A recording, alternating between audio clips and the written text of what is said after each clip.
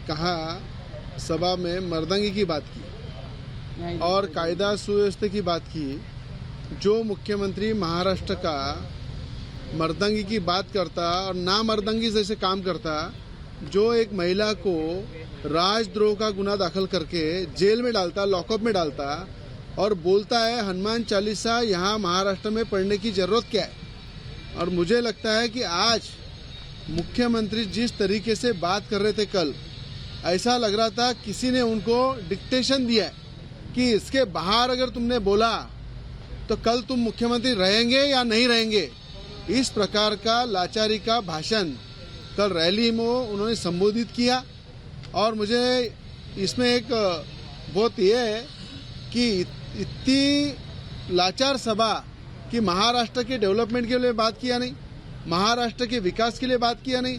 आज मुझे याद है, मैं वहाँ से विधायक हूँ, कि जो महाराष्ट्र के अंदर मुख्यमंत्री हफ्ते में 2 दिन एमपी और एमएलए को मिलते हैं, पर 2.5 साल से एमपी एमएलए को राज्य के मुख्यमंत्री उद्धव ठाकरे मिलते नहीं, मंत्रालय में 2.5 साल जाते नहीं।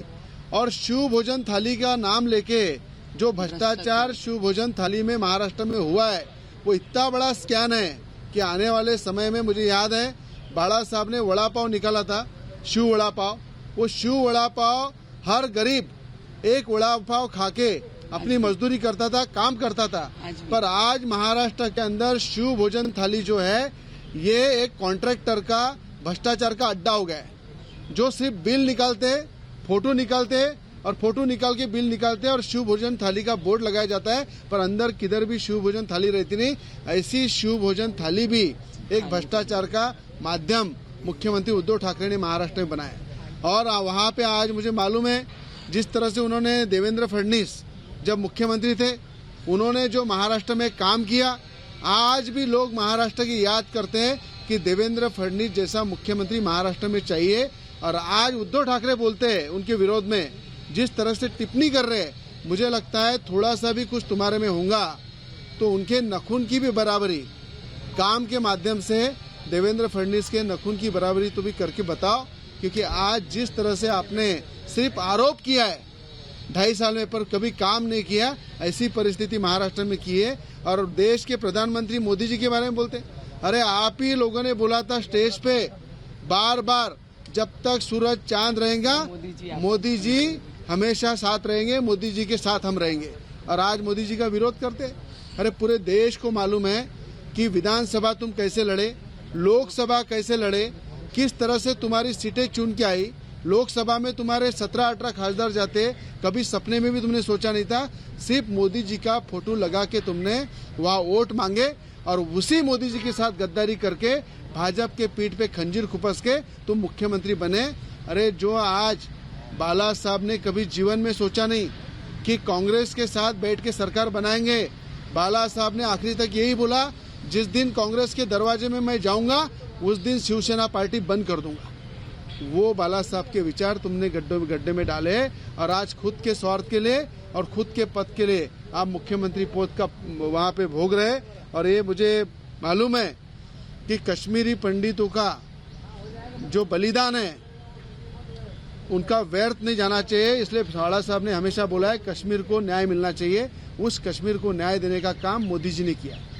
आज देश में जो जिस प्रकार से मोदी जी काम कर रहे हैं, और आप बोलते हैं कि सिक्योरिटी महाराष्ट्र में कुछ लोगों दिए। अरे तुमने महाराष्ट्र में पावर का दुरुपयोग किया है। जब नवनीत राणा पे आपने राजद्रोह का गुना दाखिल किया, बिना बाहर निकले उनको डिटेन किया, शिव सैनिकों को रास्ते पे उतारा, हमारे शिव सैनिक के गुंडों को रास्ते पे उतारा, हमारे घर पे पथराव किया, पर उनपे एनसी मैटर नहीं होता। और जहाँ पे हम घर से बाहर नहीं निकले उस महिला के साथ राजद्रोह दाखिल होता है। आप ही कायदा तोड़ते हैं, आप ही रास्ते पे उतरते हैं और आप ही कायदा सुव्यवस्था की बात करते हैं। ये महाराष्ट्र देश देख रहा है कि दोगली नीति जो है उद्धव ठाकरे की, और दोगली नीति के माध्यम से ही उन्होंने यहाँ पे हिंदुओं के गला घोटने का काम उद्धव ठाकरे ने किया है। और मुझे लगता है कि आज सिक्योरिटी की बात अगर करते तो संजय राउत को सिक्योरिटी है, अनिल परब को सिक्योरिटी है, आदित्य ठाकरे को सिक्योरिटी है, खुद उद्धव ठाकरे को सिक्योरिटी है। जो वहाँ के छोटे छोटे कार्यकर्ता है शिवसेना के, उनको उन्होंने सिक्योरिटी देके रखा है। उसके बजाय महाराष्ट्र के जनता की सिक्योरिटी उन्होंने करना चाहिए। वो ना करते हुए महाराष्ट्र में सबसे ज्यादा क्राइम, सबसे ज्यादा गुंडागर्दी, सबसे ज्यादा तोड़ी वसूली, जो वाजे जैसा एक ऑफिसर मुख्यमंत्री के आदेश से पुलिस में भर्ती होता है और मातोश्री के लिए वसूली करता है और उसके माध्यम से कई मंत्री जेल में जाते हैं, ये महाराष्ट्र कभी नहीं था। वो उद्धव ठाकरे ने महाराष्ट्र बनाया।